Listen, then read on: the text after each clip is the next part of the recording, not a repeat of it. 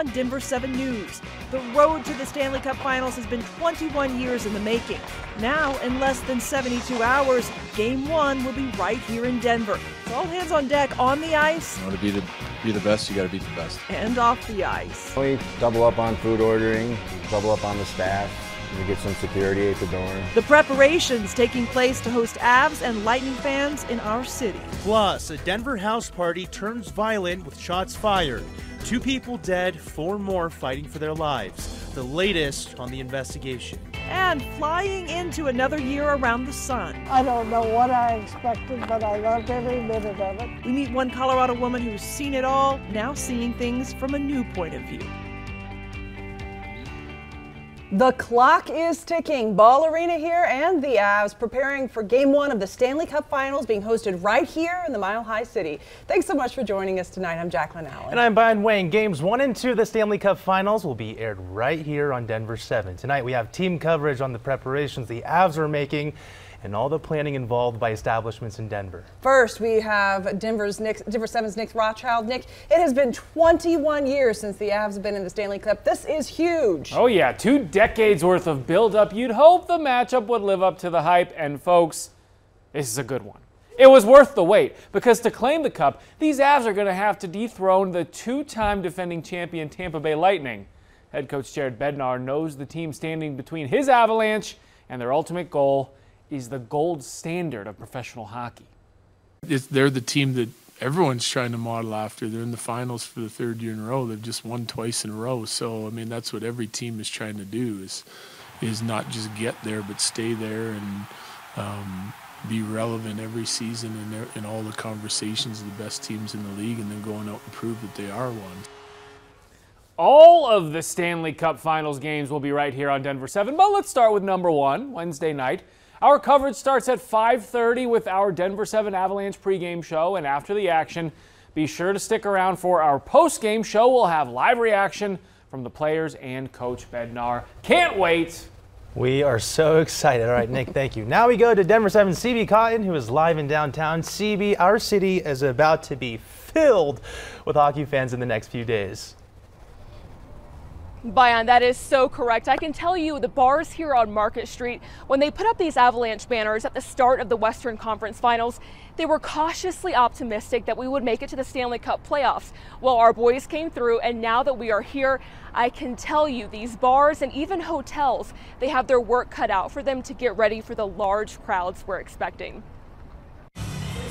Inside Poorhouse on Market, this Sunday shift is the calm before the chaos. Like, we already have one reservation that's 50 people. A 50-person reservation, just one of many that will come here to cheer on the Avs in either Game 1 or Game 2 of the Stanley Cup Finals. We double up on food ordering, double up on the staff. We get some security at the door. It's just basically there to make sure everybody's of age and they got their legitimate IDs out and they're ready to go have a good time. The restaurant industry isn't alone in trying to prepare for the big week.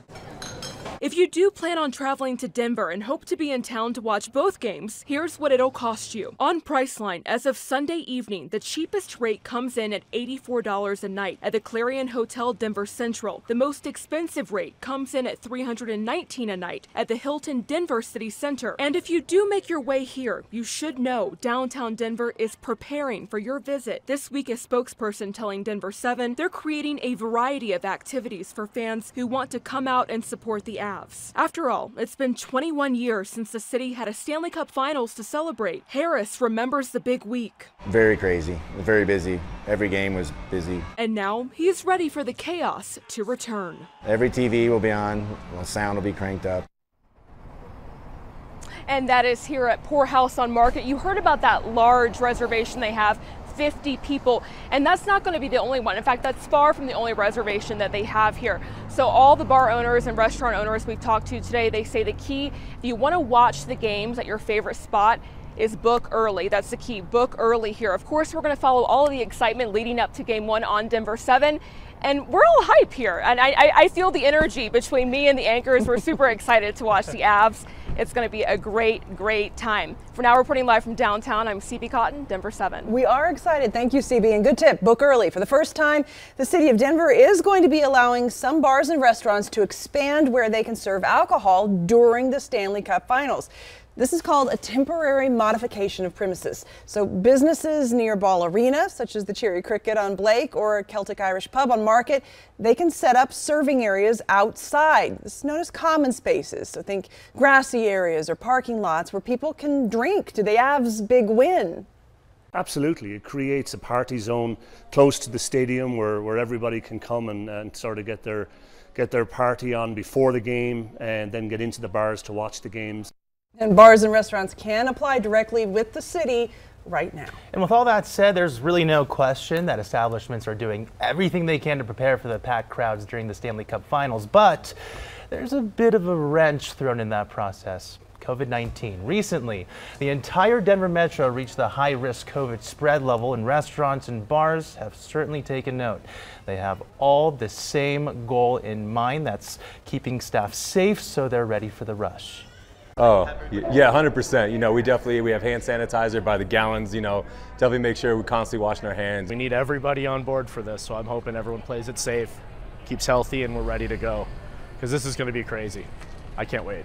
We can't wait either. Starting tomorrow, many businesses in Denver will require staff to start wearing masks again due to the recommended CDC guidelines.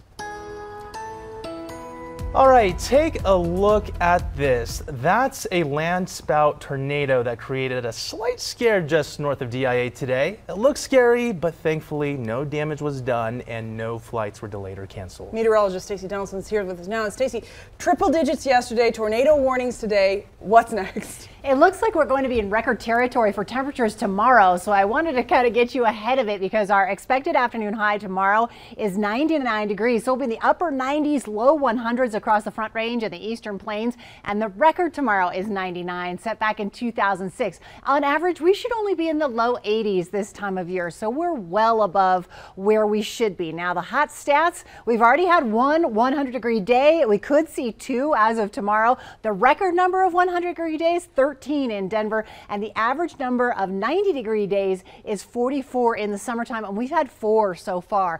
So we've really had a hot start to the summertime, and it looks like we're going to keep on going as we go into tomorrow. Our out-the-door forecast in the 80s for much of the morning till we hit lunchtime. Then we're in the 90s with highs expected in the upper 90s and low 100s tomorrow. We'll talk about a cool down coming after that in the 7-day forecast in a few minutes. We're looking forward to it. Stacey, thank you.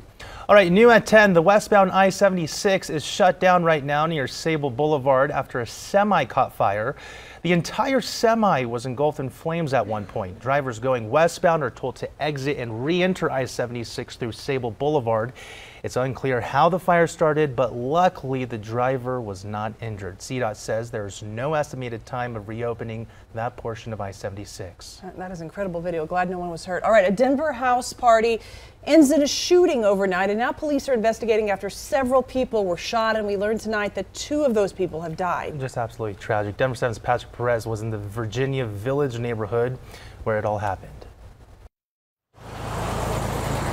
A house party in Denver's Virginia Village neighborhood turning deadly overnight. I heard some pops, more than 4 or 5. Police say 6 people were shot. 2 of them were killed at a home on East Colorado Avenue between Claremont and Dahlia.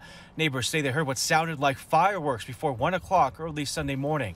It didn't sound like, bangs or cracks or anything, just like pop, pop. Keegan Maselli was not aware it was an actual shooting until he tried to leave his home about 9 a.m. and saw crime scene tape. We have parties too and stay up late. It's like we have all sorts of people come over, and it's scary to think that someone can just roll up and let loose. The street was blocked off for hours as investigators canvassed the area for evidence. We counted multiple markers on the ground. You never think it's going to happen on your block because the whole block is really just super quiet and chill, lots of families and stuff. Denver police records show when it comes to violent crime, the neighborhood is not at the top of the list, but it is rising. So far this year, there have been 23 violent crimes like murder, robbery, and aggravated assaults.